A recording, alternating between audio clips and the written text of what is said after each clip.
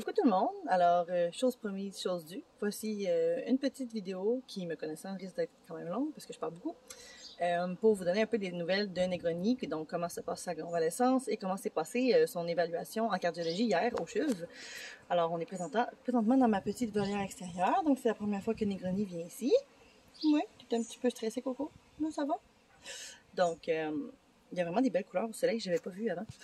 Donc, en gros, comment ça se passe depuis sa sortie? Alors, Negroni a plusieurs médicaments à prendre par jour. Donc, je vais commencer avec ça. Alors, vous expliquer un petit peu c'est quoi.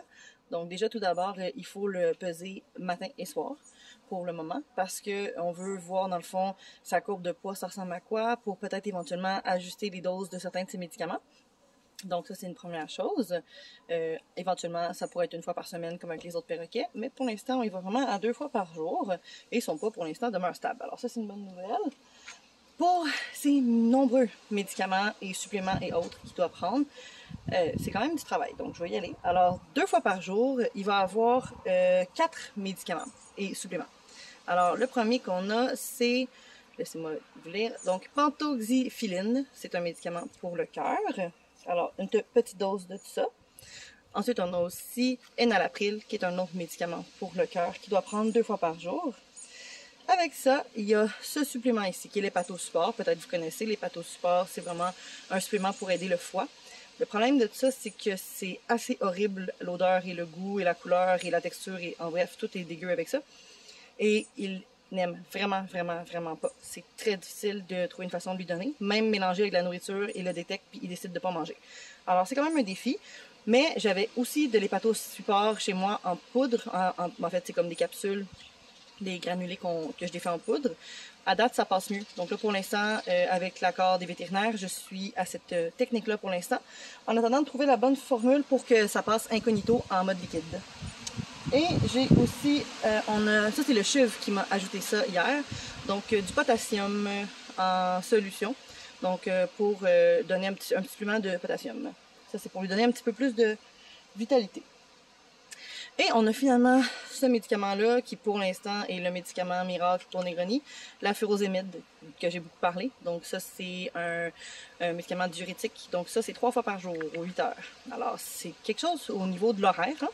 Faut comme s'arranger pour être là 3 fois par jour pour lui donner ça. Alors c'est pas facile, surtout qu'on sait que c'est à vie. On a déjà eu des oiseaux qui avaient des soins exigeants, mais pour une durée déterminée. Là, à vie, c'est plus compliqué. Hein? Donc, alors voilà. De la façon que je procède pour le moment, c'est que je lui mets tout ça dans son nectar qui a l'habitude de manger. Parce que par la seringue, ça fonctionne pas vraiment. Donc, il est vraiment pas encore habitué à la seringue. Il faut que je désensibilise à ça. Et comme c'est là, il recrache ce que je lui donne presque au complet, si jamais je lui donne par la seringue. Alors, j'essaie vraiment le plus possible de passer ça dans sa nourriture. Pour ce qui s'est passé au CHUV hier, alors l'examen s'est bien passé. C'était un échocardiogramme. Donc, savoir que le CHUV, c'est dans le fond, c'est le centre hospitalier universitaire vétérinaire de la faculté de médecine vétérinaire de l'Université de Montréal. Donc, il y avait des étudiants qui étaient là et tout. Mais moi, c'est vraiment... J'ai parlé donc à des étudiantes et j'ai parlé aussi à une vétérinaire qui est aussi associée au CVL, au Centre vétérinaire Laval, où il a été traité. Donc, l'échocardiogramme s'est bien passé. Donc, finalement, c'était pas en position couchée sur le dos. On m'avait mal renseigné. C'est vraiment... L'oiseau est debout et c'est par le haut qu'on va donc aller écouter son cœur et prendre des images. Ça s'est bien passé. Il y a eu une légère sédation pour le calmer un peu parce que c'est très stressant comme examen. Et puis, pour un oiseau cardiaque, on veut faire attention à son petit cœur, évidemment. Par contre, la sédation a plus ou moins été efficace. Ils ont dû le sédater 2 fois. Puis malgré tout, ils m'ont dit, quand ils me l'ont remis, ils m'ont dit, tu vas voir, il est quand même assez énervé, il est pas très calme. Alors bon. Mais sinon, par ça s'est quand même bien passé l'examen. Les résultats sont assez mitigés, par contre. En gros, Negroni, contre toute attente, ne semble pas avoir vraiment de problème cardiaque. Donc, ce qu'on se demande, c'est comment ça se fait qu'il répond au traitement. Ce qui fonctionne jusqu'à présent, c'est la furosémide. Ça, on est convaincu que ça aide. C'est donc le médicament qui fait en sorte que ses poumons ne se remplissent pas d'eau. Et ça, d'habitude, c'est vraiment une conséquence d'un problème cardiaque. Là, par contre, ils pensent peut-être que il a commencé à accumuler de l'eau sur ses poumons à cause de son hospitalisation, en fait. Il pense qu'il n'y avait pas particulièrement de problème de cœur avant son hospitalisation, mais que comme il était extrêmement déshydraté à cause de son entérite qui faisait qu'il absorbait pas bien l'eau et les nutriments, ils ont donné quand même beaucoup de solutés. Et ils pensent que peut-être que son cœur, sans être très malade, était un peu trop faible pour gérer toutes ces solutés-là, toutes ces électrolytes-là. Et que c'est pour ça qu'il a commencé à avoir comme une petite défaillance cardiaque. Et que c'est pour ça que maintenant, il accumule de l'eau dans ses poumons. Bon, fait que là, pour l'instant, on poursuit quand même les traitements cardiaques en se disant que, bon, pour l'instant, ça aide. Alors, on va continuer comme ça. En passant, il n'est pas toujours calme comme ça, là, clairement. Ça le rassure parce qu'on est dehors, mais puis peut-être parce qu'on est au soleil puis qu'il aime ça. Hein? On fait de la vitamine D un petit peu. Mais sinon, dans la maison, il est quand même beaucoup plus énervé. Hein? C'est un lori. Donc, en gros, c'est ça. Et puis sinon, bon. Donc, on ne sait pas trop quoi faire de plus. Oui, il vente, c'est le vent. Oui, c'est correct, c'est juste du vent. Alors, on ne sait pas quoi faire comme test de plus. On revient à l'hypothèse initiale qui est que son principal problème, c'est le foie. Et ça impliquerait une anesthésie générale et des piqûres pour faire des piqûres dans son foie pour prélever petite quantité de tissu, donc faire des biopsies. Et ça, on le recommande vraiment pas avec un oiseau dans l'état de Negroni. Donc, ça se peut qu'on reste sans réponse avec c'est quoi ces problèmes de foie. Il y a 3 suspicions, donc 3 hypothèses. La lipidose hépatique qui est confirmée, mais qu'on ne sait pas si c'est ça qui continue de causer des problèmes. Donc, ça, c'est le fait que son foie est extrêmement gras, puis il y a énormément de gras dans son sang. Il y a une possibilité d'hémochromatose, donc qui est la fameuse intoxication par accumulation de fer dans le foie, mais aussi dans le cœur, semblerait-il, ça pourrait arriver. Ou une tumeur du foie. Mais dans tous les cas, on ne saura pas qu'est-ce que c'est. Alors là, on continue comme c'est là. Les vétérinaires sont assez désemparés parce qu'ils ne comprennent pas qu'est-ce qu'il y a. Puis, ils ont peur que la furosémide, si on continue de la maintenir longtemps à ce dosage qui est extrême là, que dans le fond, on finisse par juste abîmer ses reins. Parce que la furosémide, pas ça désaltère, mais ça déshydrate. Bien. Donc, ce qu'ils veulent maintenant, c'est qu'on arrête les tests pour l'instant, parce qu'on pense pas que les tests vont nous donner plus de réponses pour adapter les traitements. Donc là, on va faire plus du suivi, puis ajuster. Donc, il y a un autre rendez-vous au CVL mercredi soir à 6h30 pour une autre prise de sang, pour voir son sang est rendu comment. Parce que quand il était au CVL, il était en anémie sévère. Alors là, on veut voir, est-ce qu'il y a moins de gras dans son sang, est-ce qu'il est un petit peu moins anémique, et tout ça. Voir aussi si le potassium qu'on a rajouté en supplément aide. Donc, pour l'instant, c'est pas mal ça. Il m'avait dit qu'il allait être très calme hier suite à l'examen, vu que c'est quand même exigeant. Mais finalement, il a été très énergique toute la journée, beaucoup plus que les 2 premiers jours à son retour.